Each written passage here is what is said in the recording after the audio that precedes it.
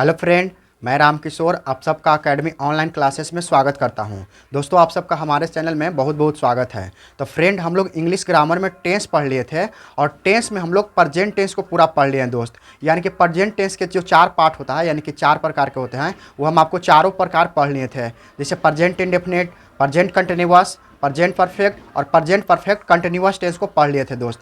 आज हम लोग पढ़ेंगे पास्ट टेंस, और पास्ट टेंस में सबसे पहला हम लोग टेंस पढ़ेंगे फास्ट इंडेफिनिट टेंस। और देखिए, अगर आप इस चैनल पर नए हैं तो आप चैनल को सब्सक्राइब कीजिए, वीडियो को लाइक कीजिए, उसके बाद अपने दोस्तों में शेयर जरूर कीजिए। और देखिए, सबसे पहले क्या करिए कि आप देखिए, अगर आप आज पहला बारी वीडियो देख रहे हैं तो सबसे पहले जाकर के क्या करिए कि आप क्या करिए कि इसमें प्ले लिस्ट में जाइए, और प्ले लिस्ट में जाने के बाद पूरा वीडियो को शुरू से देखिए, तो वहाँ से आपको ज़्यादा समझ में आएगा। तो चलिए आइए देखते हैं। सबसे पहले आज हम लोग पढ़ेंगे पास्ट इंडेफिनिट टेंस। यानी कि पास्ट टेंस जो होता है ना, वो भी 4 प्रकार के होता है, जैसे past indefinite, past continuous, past perfect और पास्ट परफेक्ट कंटिन्यूअस। तो आज हम लोग पढ़ेंगे पास्ट इंडेफिनिट टेंस। अब देखिए, पास्ट इंडेफिनिट टेंस रहेगा तो सबसे पहले इसका है पहचानने का नियम। क्या है? पहचानने का नियम। कि आखिर इसको पहचानेंगे कैसे, पता कैसे चलेगा कि पास्ट इंडेफिनिट टेंस क्या है? तो आइए हम आपको बताते हैं पहचानने का नियम। तो इसमें क्या रहता है कि जिस हिंदी वाक्य के क्रिया के अंत में, जिस हिंदी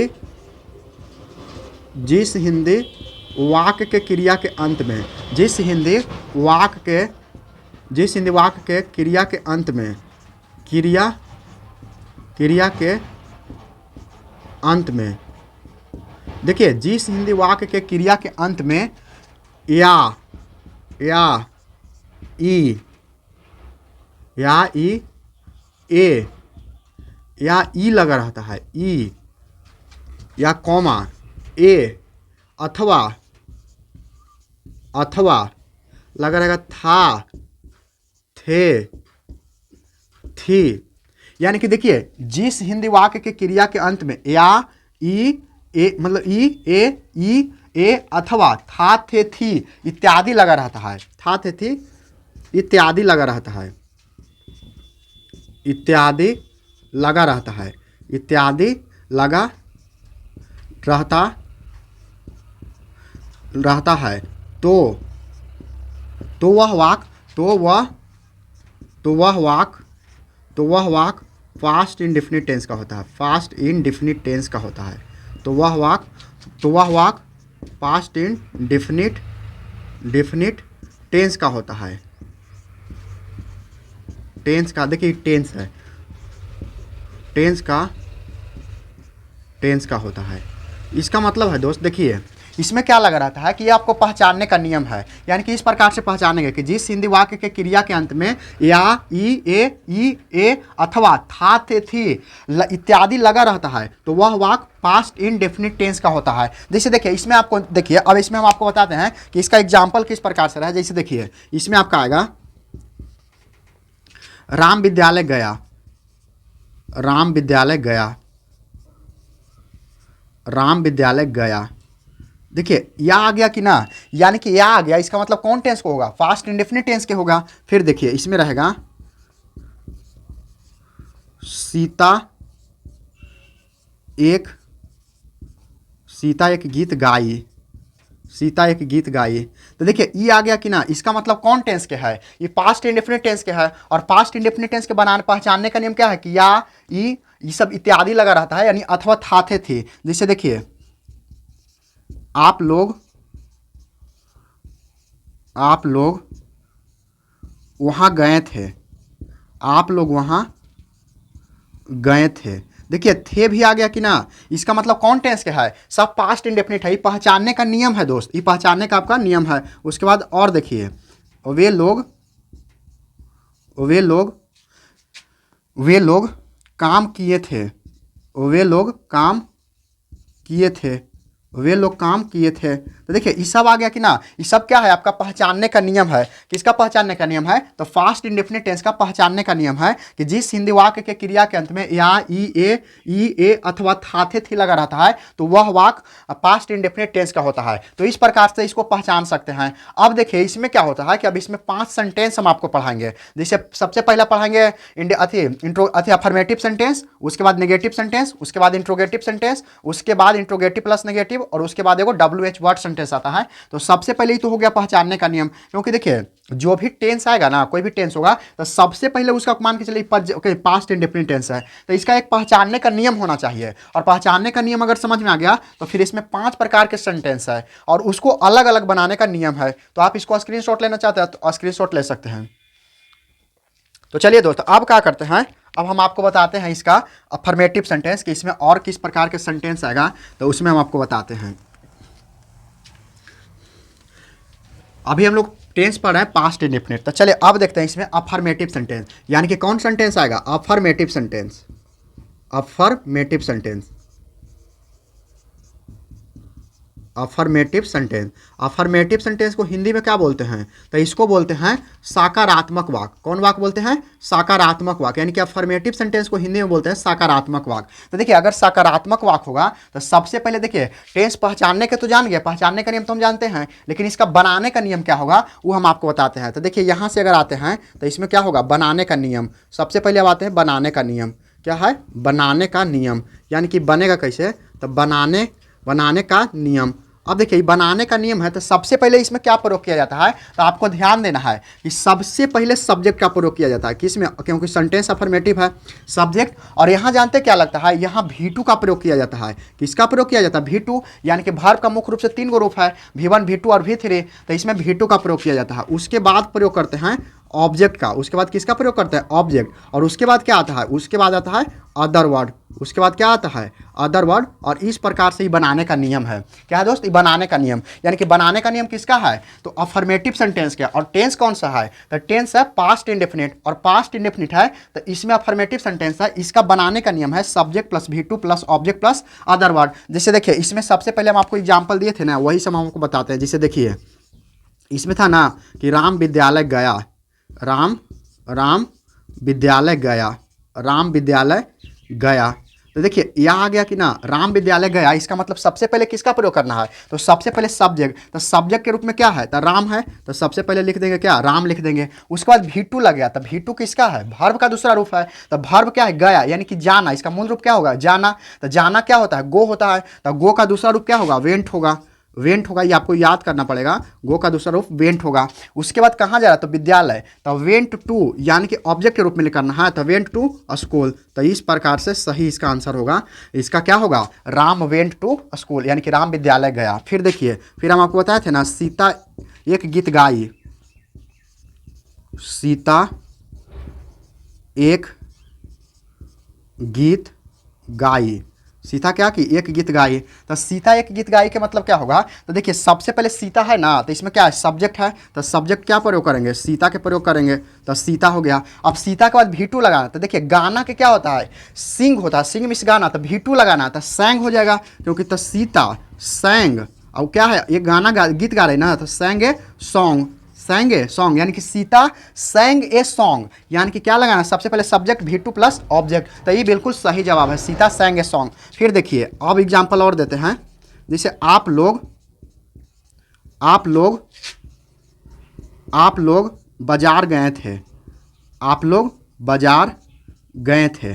तो देखिए गए थे, तो देखिए था थे थी भी आ गया कि ना, इसका मतलब है कि था थे थी भी आएगा, ये गए थे, आप लोग बाजार गए थे। तो देखिए सबसे पहले किसका प्रयोग करना है, सब्जेक्ट के, तो सब्जेक्ट के रूप में क्या है, आप लोग है, तो इसका अंग्रेजी क्या होता है, यू होता है।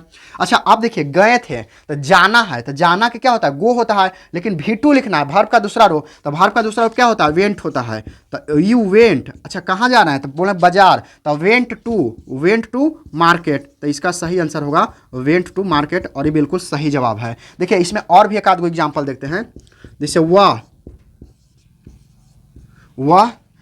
आम खाई थी, वह आम खाई थी, क्या कहती, वह आम खाई थी, यानी कि कोई महिला है, वह आम खाई थी। तो देखिए वह है, तो वह के लिए दो गो प्रयोग करते हैं, ही एगो सी, लेकिन यहाँ महिला है तो क्या प्रयोग हुआ, सी का प्रयोग करेंगे, तो यहाँ क्या आएगा, सी। अच्छा खाना के दूसरा रूप क्या होता है, एट होता है, ईट एट, ईटेन भी 3 होता है, लेकिन यहाँ एट का प्रयोग करेंगे, ATE, यानी कि वह, तो सब्जेक्ट, उसके बाद V2, तो एट होता है, और क्या खा रहे, तो आम, तो सी एट ए मैंगो। तो ये बिल्कुल सही होगा, सी एट ए मैंगो, और इस प्रकार से बना सकते हैं। तो देखिए ये हमारा कौन सेंटेंस है, अफर्मेटिव सेंटेंस। देखिए ऐसे टेंस कौन सा है, तो टेंस पास्ट इंडेफिनिट है, लेकिन पास्ट इंडेफिनिट में सेंटेंस कौन सा है, तो अफर्मेटिव सेंटेंस। अच्छा, अफर्मेटिव सेंटेंस में बनाने का नियम क्या है, तो subject plus V2 plus object plus other word, उसके बाद जो भी है अदर वर्ड लगा देना है, यानी कि इतना लगाना है, subject plus V2 plus object plus other word. तो देखिए वही तो है, राम विद्यालय गया तो राम वेंट टू स्कूल, फिर सीता एक गीत गाई तो सीता sang ए सॉन्ग, क्योंकि V2 है। उसके बाद आप लोग बाजार गए तो यू वेंट टू मार्केट,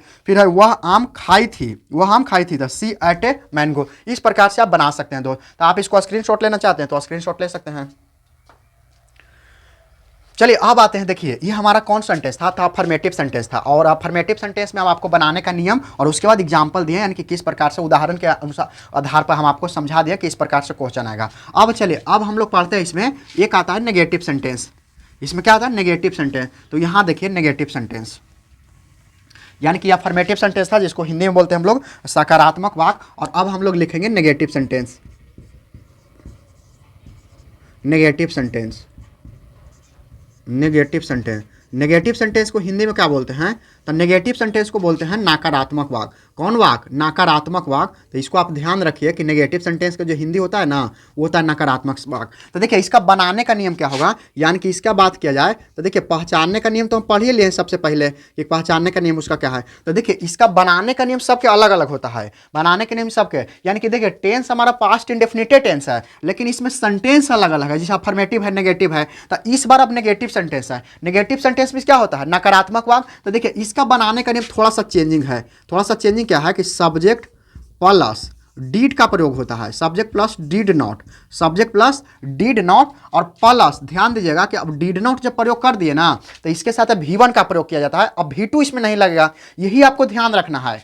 तो V1 हो गया, उसके बाद क्या लगेगा, उसके बाद लगेगा ऑब्जेक्ट, उसके बाद ऑब्जेक्ट और प्लस क्या लगेगा, प्लस लगेगा अदर वर्ड, प्लस लगेगा other word. Other word means क्या होता है, तो अदर वर्ड मीन्स होता है अन्य शब्द। यानी कि ध्यान देना, देखिए एकरा में सबसे चीज आपको ध्यान रखना क्या कि नेगेटिव सेंटेंस जैसे आएगा ना तो इसका बनाने का जो नियम होगा subject plus did not plus V1 plus object plus other word. यानी कि जैसी डीड लग गया, डीड नॉट लग गया, तो समझिए कि अब आपको V1 लगाना है, V2 अब भूल जाना है, क्योंकि V2 सिर्फ कहाँ प्रयोग होता है, अफर्मेटिव सेंटेंस में। चलिए अब आते हैं और अब हम आपको कुछ एग्जाम्पल बताते हैं और एग्जाम्पल के आधार पर आपको मतलब इसमें डाउट को क्लियर करते हैं। देखिए सबसे पहले रहेगा कि सीता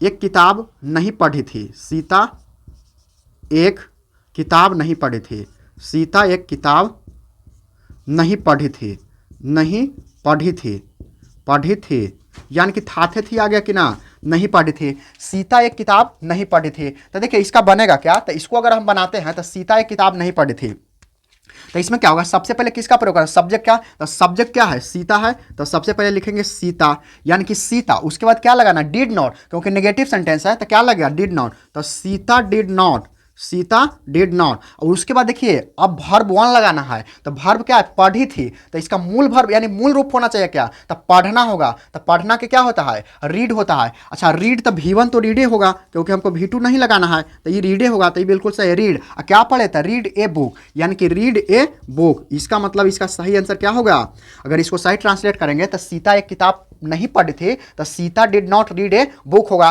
क्योंकि सबसे पहले सब्जेक्ट, तो सब्जेक्ट कर दिए, उसके बाद डिड नॉट है तो डिड नॉट लगा दिए, उसके बाद क्या है प्लस V1, तो वर्ब का पहला रूप रीड हो गया, प्लस ऑब्जेक्ट क्या है, तो ये बुक है, इसमें अदर वर्ड नहीं है तो अदर वर्ड नहीं लगाए। चलिए और भी हम आपको एग्जांपल दिखाते हैं, और देखिए इसमें मैं वहां नहीं गया था, मैं वहां नहीं गया था, मैं वहां नहीं गया था।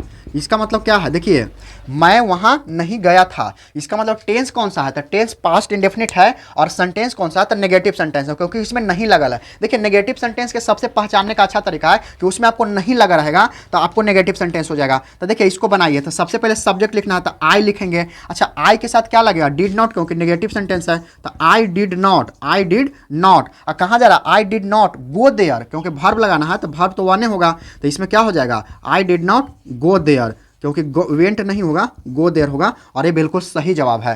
तो यानी कि मैं वहां नहीं गया था, I did not go there. तो इस प्रकार से है। चलिए और भी हम आपको एग्जांपल दिखाते हैं दोस्त, और इसको में देखिए आपको रिवीजन करना बहुत जरूरी है। फिर देखिए फिर रहेगा आप